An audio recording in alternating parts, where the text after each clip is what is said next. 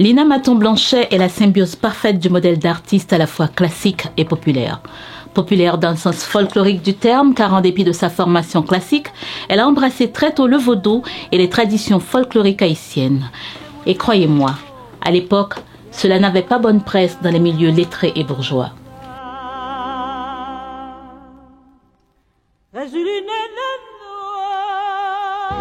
Née le 3 janvier 1903, Lina Maton-Blanchet était à la fois compositrice, pianiste, professeure de chant et danseuse. Elle a appris le piano dès son plus jeune âge auprès de Justin Elie, compositeur et pianiste de renom.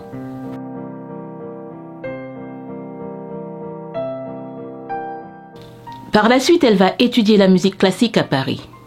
De retour en Haïti, elle fonde sa propre école de musique, le lycée musical de Port-au-Prince, où elle a d'abord enseigné la musique classique européenne avant de se tourner vers le folklore haïtien dans la fièvre du mouvement indigéniste provoqué par l'occupation américaine de 1915.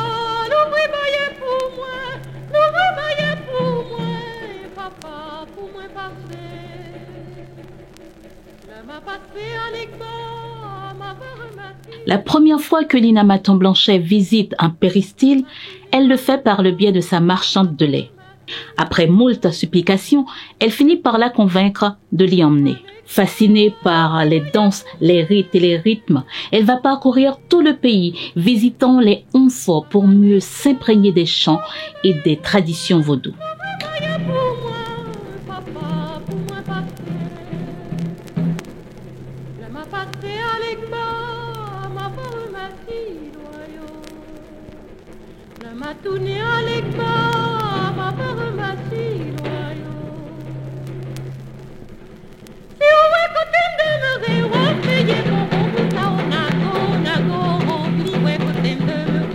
Lina Maton-Blanchet a été la première directrice du Conservatoire national, fondé par Paul Magloire avant de diriger à partir de 1947 la troupe folklorique nationale créée dans le cadre des festivités du bicentenaire de Port-au-Prince. Cette troupe, dont elle a partagé la direction avec Jean-Léon Destiné, a regroupé des chanteurs, des danseurs et des musiciens qui ont représenté fièrement Haïti dans différentes manifestations culturelles à l'étranger.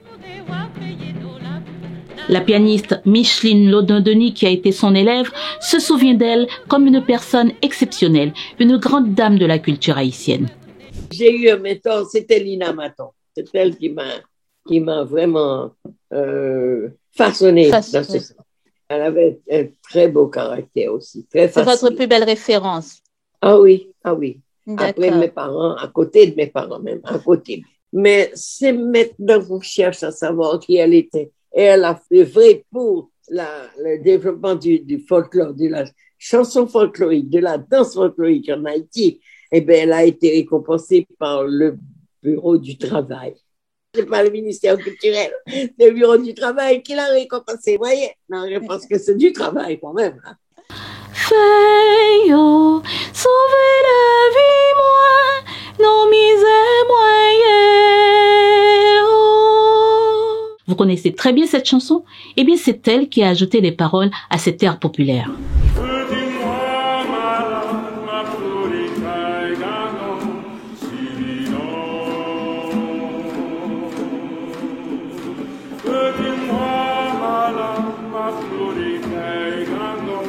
Lina Maton-Blanchet a formé et révélé toute une génération d'artistes, parmi lesquels on peut citer Luman Casimir, Martha Jean-Claude, Émeraude de Pradine, Micheline Lodin-Denis, Yol Desroses, Fédia Laguerre, Jean-Léon Destiné et plus près de nous, James Germain et tant d'autres. Lina Maton-Blanchet a arrangé, composé pour le chœur Simidor, fondé par son neveu Ferrer Laguerre. Lina Maton-Blanchet est la première à valoriser la musique folklorique haïtienne.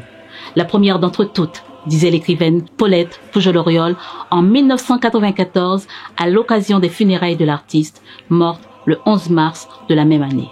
Lina Maton-Blanchet reste incontestablement l'une des artistes haïtiennes les plus influentes du XXe siècle.